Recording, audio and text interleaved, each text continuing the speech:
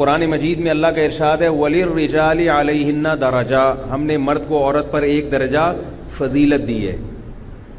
اب جو لوگ یہ کہتے ہیں کہ مرد کو عورت پر ایک درجہ فضیلت نہیں ہے، گویا اسلام نے یہ ظلم کیا ہے عورت کے اوپر، وہ مشاہدے کا انکار کرتے ہیں۔ ہر چیز میں اللہ نے مرد کو عورت سے زیادہ صلاحیت دی ہے، ہر چیز میں۔ برداشت کی طاقت آپ دیکھ لیں، کس میں زیادہ ہوتی ہے برداشت؟ یہ میرا موضوع نہیں ہے کہ میں مردوں کے فضائل بیان کر رہا ہوں، میں جو قرآن کی بلاغت کی طرف ابھی آ رہا ہوں۔ خواتین پریشان ہوں گی یہ کیا موضوع لے کے بیٹھ گیا، آ رہے ہیں ابھی، ذرا تمہید بھی سمجھانی پڑتی ہے نا، کہ بات سے بات نکلتی ہے۔ بہت سے لوگ کہتے ہیں نہیں کیوں فضیلت دی اللہ نے مرد کو عورت پر؟ حقوق تو دونوں کے برابر ہیں۔ سورہ بقرہ آپ دیکھیں، وَلَهُنَّ مِثْلُ الَّذِي عَلَيْهِنَّ بِالْمَعْرُوفِ، اللہ فرماتے ہیں کہ مرد کے جو حقوق ہیں ان کی جتنی تاکید ہے عورت کے حقوق کی بھی اتنی ہی تاکید ہے، فرق نہیں ہے مرد اور عورت کی بنیاد پر کوئی۔ مثال کے طور پر آپ عورت کا پیسہ کھا جائیں یہ سوچ کے کہ یہ چونکہ عورت ہے اور مجھے اللہ نے فضیلت دی ہے، اس کی اجازت نہیں ہے۔ اللہ فرماتے ہیں جتنا تمہارا پیسہ کوئی کھائے گناہ ہے نا، تم اگر عورت کا پیسہ کھاؤ گے وہ بھی ایسا ہی ہے، بلکہ وہ زیادہ گناہ ہے، کیونکہ اللہ نے عورت کا مال کھانے سے قرآن میں الگ سے منع کیا ہے۔ بھئی ویسے بھی اللہ نے منع کیا کہ ایک دوسرے کا مال ناحق مت کھاؤ، لیکن عورت کے بارے میں اللہ نے الگ سے فرمایا لا یحل لکم ان ترثوا النساء کرہا، عورت کے مال کے زبردستی والے وارث بن جاؤ یہ تمہارے لیے حلال، بولو بھائی نہیں۔ تو حقوق میں برابر ہے۔ حقوق میں برابر کا مطلب کہ بھئی جو ذمہ داریاں اس کی ہیں وہ اس نے پوری کرنی ہے، اور جو اس کی ہے وہ اس نے پوری کرنی ہے۔ نہیں کرے گا یہ نہیں کہہ سکتا میں چونکہ مرد ہوں لہذا میں اپنی ذمہ داریاں تھوڑی کم پوری کروں گا، بیگم تم پوری ذمہ داریاں، ایسا کریں گے تو کوئی بھی نہیں آئے گا۔ آئی بات سمجھ میں؟ تو ایسا نہیں ہے۔ لیکن اللہ نے ساتھ ساتھ کیا فرمایا کہ فضیلت ہم نے کس کو دی؟ مرد کو۔ فضیلت کس اعتبار سے کہ رائے کس کی چلے گی، یعنی حاکم کون بنے گا، گھر کا سربراہ کون بنے گا؟ مرد بنے گا۔ ملک کا سربراہ کون بنے گا؟ مرد بنے گا۔ ملک کا سربراہ بھی شریعت میں عورت کو بننے کی اجازت نہیں، اور گھر کا سربراہ بننے کی بھی عورت کو اجازت نہیں ہے، سربراہ مرد ہوگا ہمیشہ۔ تو اب یہاں پر مسئلہ یہ ہے کہ اسی وجہ سے اللہ نے مرد کو پہلے بنایا، یہ بھی آپ دیکھیں پہلے کون بنائے؟ آدم علیہ السلام، اور پھر حضرت حوا۔ اور اللہ نے اور مزید مرد کی فضیلت کو ثابت کرنے کے لیے کہ حضرت حوا کو الگ مٹی سے نہیں بنایا۔ بھائی دیکھو ایسے بھی تو ہو سکتا تھا کہ ادھر آدم علیہ السلام کا پتلا بنایا جاتا، اس میں جان ڈالی جاتی، ادھر اما حوا کا پتلا بنایا جاتا، اس میں جان ڈالی جاتی، دونوں کی شادی ہو جاتی، اور یہ ڈھیر سارے یہ جو ہم لوگ بیٹھے ہوئے ہیں یہ پیدا ہو جاتے۔ ایسا بھی تو ہو سکتا تھا نا؟ کیا خیال ہے بھائی؟ جب آپ نسل بڑھانے کے لیے کوئی بھی چیز خریدتے ہو، طوطے خریدتے ہو، تو ایک نر لے کر آتے ہو، ایک مادہ لے کر آتے ہو، ایک گائے لے کر آتے ہو، ایک بیل لے کر آتے ہو۔ ایسا تو نہیں ہوتا بیل چاہیے بس میں اسی میں سے خود ہی گائے نکال لوں گا، ایسا کریں گے تو کوئی آئے گا؟ ہے بھائی، لوگ آپ کو بیوقوف سمجھیں گے، کوئی بھی نہیں آئے گا۔ تو اللہ تعالیٰ بھی تو ایسا کر سکتے تھے کہ ادھر آدم علیہ السلام کا پتلا بنائیں اور ادھر حضرت حوا کا۔ یہ باتیں کتابوں میں نہیں ملیں گی آپ کو، بہت سی ہم ٹیکنیکل باتیں ایسی کرتے ہیں جو کتابوں میں نہیں ہوتی، لیکن وہ غلط بھی نہیں ہوتی کہ یہ سمجھیں کہ آپ کتاب میں لکھی ہوئی، اور ہو سکتا ہے کہیں لکھی بعض باتیں میں ایسے کہتا ہوں تو کتاب میں حوالہ بھی مل جاتا ہے پھر اس کا۔ تو آدم علیہ السلام کو اللہ نے بنایا، اور اللہ یہ بھی کر سکتے تھے کہ اما حوا کو الگ سے بناتے، مگر نہیں، ایک بنایا آدم، اسی سے اما حوا، اور پھر ان دونوں سے پوری نسل پیدا کر دی۔ اس میں حکمت کیا ہے؟ حکمت یہ ہے کہ انسانیت تمام کی تمام ایک انسان پہ جا کے جمع ہو جائے، اکیلے آدم پہ، اور اما حوا میں بھی خصوصیات کس کی آ جائیں؟ بولو بھائی، آدم علیہ السلام کی۔ سمجھ رہے ہو؟ تو مرد کو اللہ نے کیا بنا دیا؟ ہر لحاظ سے اصل بنا دیا کہ عورت بھی بنے گی تو اسی کی پسلی سے بنے گی، یہ سب کی کیا ہے؟ اصل ہے۔ تو ہم سب کی تمام خصوصیات کس میں جا کے جمع ہوتی ہیں؟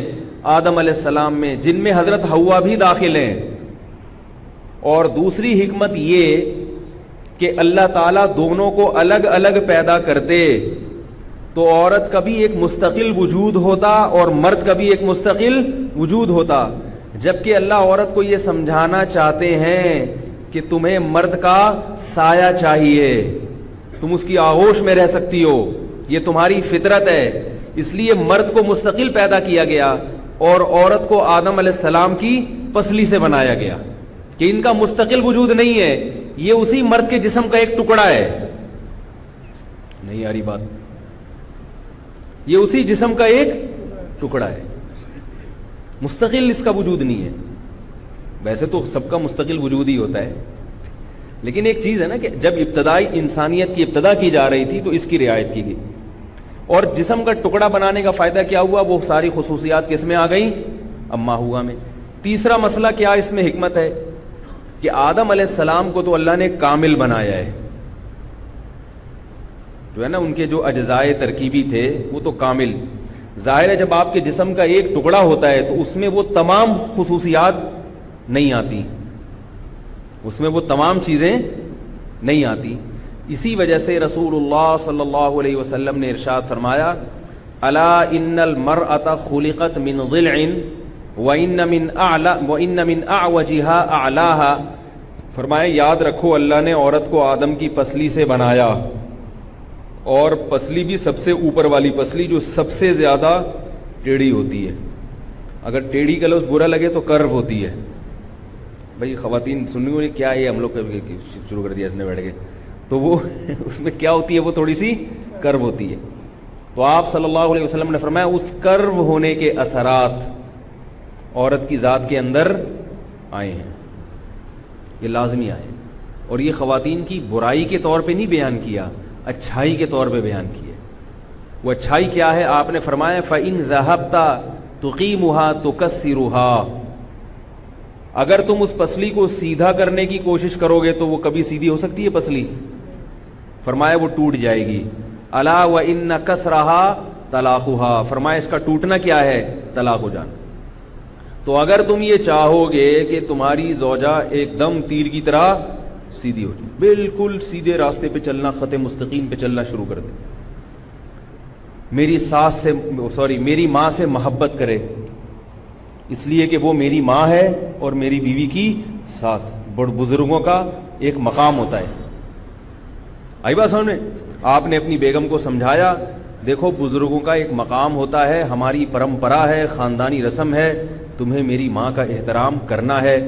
وہ جواب میں کہے شکریہ، یعنی ہر آدمی یہ چاہتا ہے کہ میں جب بیوی کو نصیحت کروں تو ایسا اچھا سا جواب ملے، کہے شکریہ آپ نے مجھے بتا دیا کہ میں آپ کی والدہ کا اکرام کروں، شریعت کے حقوق بتا دیے، اگر نہیں بتاتے تو خدا نخواستہ میں جہنم میں چلی جاتی، آپ میرے سرتاج ہیں، آپ کا بہت بہت شکریہ۔ بہنوں کے کیا حقوق ہیں وہ بھی بتا دیں۔ آئی بات سمجھنے؟ یعنی ہر آدمی کی چاہت یہ ہوتی ہے کہ بیگم کس طرح کی ہو۔ ابے بھائی ہوتی ہے کہ نہیں ہوتی؟ کہ بھائی اب وہ اگلا سوال خود پوچھے کہ میری نندوں کے کیا حقوق ہیں، یعنی جو آپ کی جو بہنیں ان سے میں نے کیسا سلوک کرنا ہے، یہ پہلی رات میں باتیں ہو رہی ہیں، ان سے میں نے کیسا سلوک کرنا ہے یہ بھی مجھے بتا دیں۔ اب آپ اس کو بتا رہے ہیں کہ بھائی دیکھو جب وہ گھر میں آئیں تم ان سے پانی کا پوچھو، چائے کا پوچھو، جتنی دیر وہ بیٹھی رہیں ان کے سامنے ہاتھ باندھ کے ادب احترام کے ساتھ بیٹھو، کہ اصل تو اس گھر کی وہ تھی، وہ تو بیچاری رخصت ہو کے چلی گئی۔ تو اب یہ تو جب یہ چیز ملتی نہیں ہے آپ نے اپنی ماں کے حقوق بیان کیے تو آگے سے کھرا سا جواب، ہاں صرف ساس ہی کے حقوق ہیں، ساس پر تو بہو کے کوئی ہے ہی نہیں۔ جواب یہ ملتا ہے بھائی، آپ نے کہا میری بہنیں جب گھر آیا کریں تو تمیز سے بات کیا کرو، گے پہلے ان کو تو تمیز سکھاؤ، یہ جواب ہو نا، پہلے ان کو تو بولو تمیز سے بات کریں، مجھے تمیز بعد میں سکھانا، یہ جو ہے نا ہم نے یہ گنتی ہمیں پڑھانے کی ضرورت نہیں ہے، پھڈا اسٹارٹ وہیں سے۔ تو اب ہر آدمی کی خواہش کیا ہوتی ہے کہ وہ خود سیدھا ہو یا نہ ہو، یہ بھی ایک عجیب مصیبت ہے، خود بھی یا تو پورا سیدھا چل رہا ہو نا، ہر چیز خود صراط مستقیم پر ہو یا نہ ہو، وہ چاہتا ہے کہ بیوی کیسی ہو، بالکل فٹ فاٹ، ہر چیز میں ایک دم اوکے کی رپورٹ ہو۔ تو ایسا کریں گے تو بھائی کوئی بھی نہیں آئے گا. یہ ایک ٹرک کے پیچھے لکھا ہوا تھا ایسا کرو گے تو کون آئے گا, تو اس کا مطلب کیا ہے, مطلب اچھا لگا ہم کو یہ. تو اسی وجہ سے نبی نے فرمایا کہ نہیں, فرمایا کہ فَإِنِ اسْتَمْتَعْتَ بِهَا, اگر تم اس سے فائدہ اٹھانا چاہتے ہو تو استمتعتها وفيها عوج, اسی ٹیڑھے پن کے ہوتے ہوئے اس سے فائدہ اٹھاؤ, اس کی خامیوں کے ہوتے ہوئے اس سے فائدہ اٹھاؤ, کیونکہ زندگی مسافر خانہ ہے, سارے مزے دنیا میں نہیں ملتے. فرمایا اگر اس کو مکمل سیدھا کرنے کی کوشش کی تو طلاق ہوگی, اس کے علاوہ کچھ بھی نہیں ہوگا. اور یہ بھی نبی صلی اللہ علیہ وسلم نے فرمایا یغلبن الکریم ولا یغلب علیہن الا اللئیم, عزت دار آدمی, شریف آدمی بیوی سے تھوڑا سا دبا رہتا ہے. بہت اہم بات ہے, اس کو سن لیں. عزت دار آدمی, اس کی بیوی اس پر بولو بھائی چھاوی رہتی ہے کچھ نہ کچھ. ولا یغلب علیہن الا اللئیم, اور عورت پہ پورا کنٹرول سوائے کمینے آدمی کے کسی کا نہیں ہوتا. کیسے عجیب الفاظ, صحیح حدیث ہے. کیوں؟ مکمل قابو میں پانے کے لیے آپ کو بہت زیادہ بد اخلاق بننا پڑے گا. بھائی بیوی پہ آپ کا مکمل کنٹرول ہو جائے نا, ایک دم ریموٹ کنٹرول کی طرح, آپ اس کو بھائی امی کو سلام کرو, السلام علیکم, بہن کی خدمت کرو, جی چائے پیش کرو, جا رہی ہوں, یہ تو ریموٹ کنٹرول والا حساب ہو گیا نا. اس کا مطلب ہے آپ اتنے چنگیز خان کی اولاد میں ہو آپ, کیونکہ آپ نے اس کو سیدھا کیا ہے تو بہت کچھ آپ نے اس کا توڑا پھوڑا ہوگا آپ نے اس کو.